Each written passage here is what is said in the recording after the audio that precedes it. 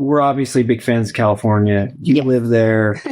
I used to live there for close to 10 years, and we vacation there every year. That's where we get out of the heat of Las Vegas, is, take our kids down there. So like, I'm a huge fan of the state. I'm a huge fan of the weather, huge fan of the people in the state for the most part. Most of the people that I interact with are great.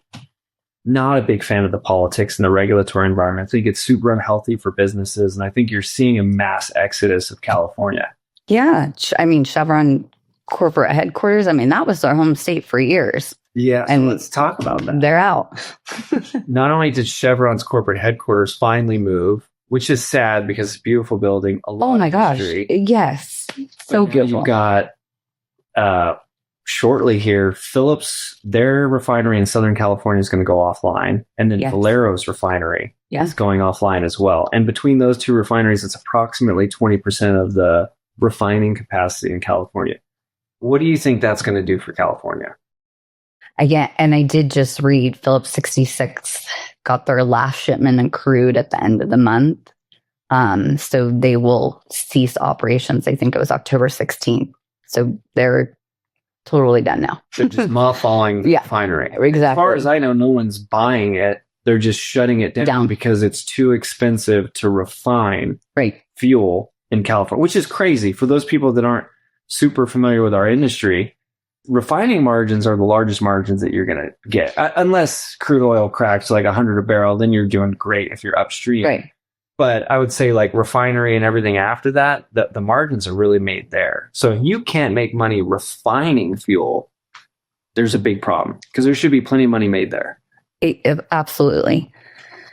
Yeah, I can't imagine what the two refineries going down is going to mean for California. I mean, because like you said, we can't get fuel from anywhere else, from any other state. There's no pipeline coming into California and can't even truck it in, like you said. So, I mean, I guess renewables could take part of the volume, but I mean, not on gasoline. So, yeah, and I want to get to that in a second because I think that's another layer of complexity. But we talked about CARB, we talked about LCFS, we talked about cap and trade, state and local taxes. You have all those things working against you. Now you have 20% of your supply going offline.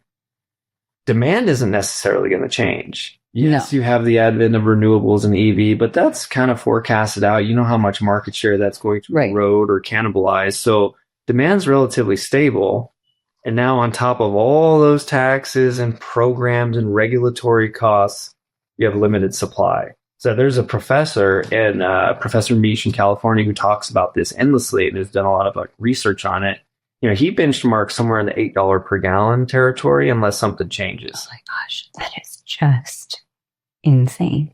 I think it's a bipartisan issue when you're paying $8 a gallon. As a constituent, particularly if you're at a lower socioeconomic, class, that's going to hit home really hard.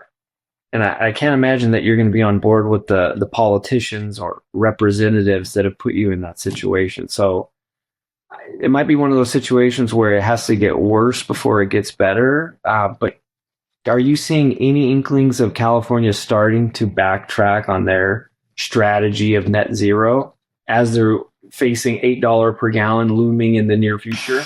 Well, Newsom, of course, he's backtracking on the refineries a little bit, because he's getting pushback about it.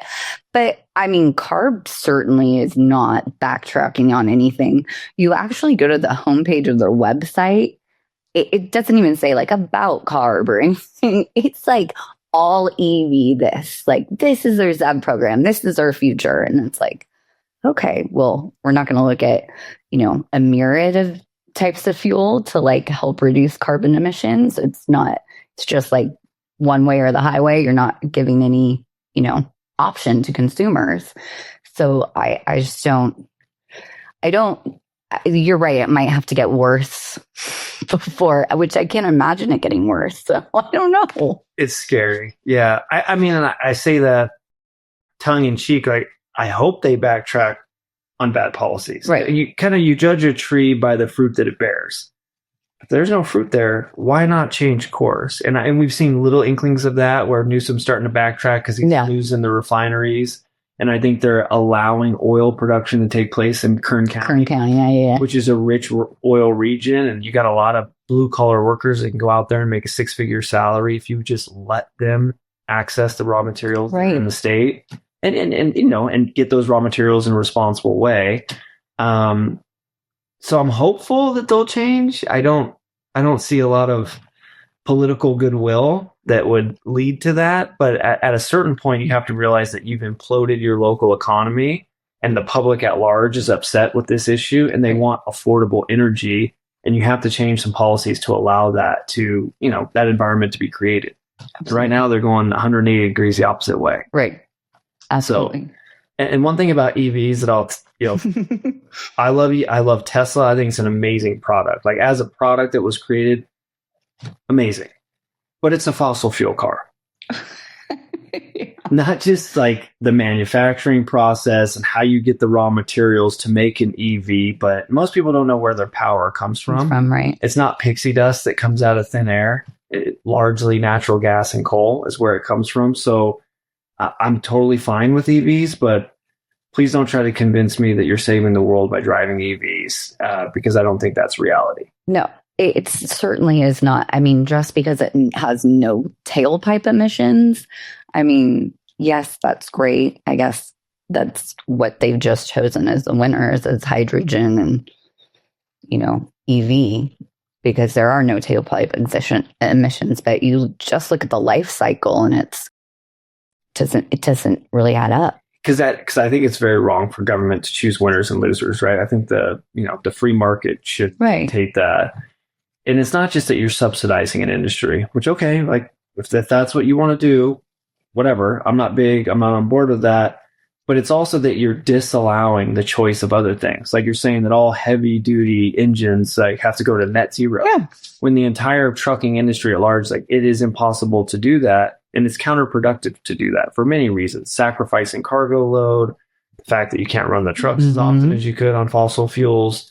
But they're just like, no, these are the decisions that we're going to make. These are the winners that we're going to pick. And all of the obstacles, we're just going to solve after the fact. Right. And that's not a recipe for success. No, it's not. Yes, tend to make regulations and say this is the way it's going to be before actually thinking it out. So yeah, and how that plays out for your state and local economies. But anyways, I'll jump off my soapbox and turn it back to you. I want to get into the renewables and the subsidies because I think it was a big topic this year at the CFCA. But before we get into 45Z and kind of what that means for the renewable market, can you explain what CFCA is and, your role on the committee and, what you thought of the show this year? Sure. It was my first year on the summit committee. So CFCA is California Fuels and Convenience Alliance. And they have a summit. They have changed the name for the summit several times. Used to be Pacific Oil Conference back in the day, but now oil's a dirty word. Yeah, right. Yeah. So it is California. It's suppliers, convenience stores, vendors, equipment manufacturers, all that type of stuff. But so the planning process, I came in a little bit late this year, so I didn't have a full year on the committee. But it really was, I think the thing for me was meeting all of the people that were on, because there's someone from Flyers, from Lakeview Petroleum, our competitors kind of, but also, really great to meet them and be open. I mean, I think this industry is big enough for all of us to play in it, and that we can help each other. Yeah. So I did really appreciate that, being on the board with other people, that it was of course we planned everything, but then you talk about your own business too and how you do things. And I'm like, oh gosh, that's great. And they're like, oh, well, this is what we would do. And I was like, well, that's amazing that we can share this information and I can have that contact and, maybe I could work with her. She could help us out with the load or, whatever it is. So I would say that was like my one takeaway and thing that I really appreciated the most about it. The people that I met on the committee and the camaraderie that we had. But I mean, being on a committee, you gotta like plan some stuff. You take your votes and make your decisions, right?